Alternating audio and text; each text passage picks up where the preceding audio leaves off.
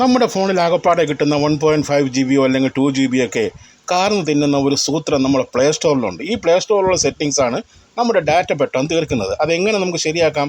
Play store open ചെയ്ത് right സൈഡിലുള്ള ആ പ്രൊഫൈൽ ഐക്കൺ ഒന്ന് ക്ലിക്ക് ചെയ്തിട്ട് ജസ്റ്റ് താഴോട്ട് വരുമ്പോൾ അവിടെ നിങ്ങൾക്ക് സെറ്റിങ്സ് എന്ന് കാണാൻ പറ്റും. അവിടെ ഒന്ന് ക്ലിക്ക് ചെയ്യുക. ക്ലിക്ക് ചെയ്യുമ്പോൾ നിങ്ങൾക്ക് രണ്ടാമത്തെ ഓപ്ഷൻ അവിടെ എടുക്കുക, നെറ്റ്വർക്ക് പ്രിഫറൻസസ്. അതിൻ്റെ റൈറ്റ് സൈഡിൽ ഒന്ന് ക്ലിക്ക് ചെയ്യുമ്പോൾ തൊട്ട് താഴെയായിട്ട് വീണ്ടും ഒരു ഓപ്ഷൻ വരും, ഓട്ടോ അപ്ഡേറ്റ് ആപ്സ്. ഇതൊന്ന് ക്ലിക്ക് ചെയ്യുക.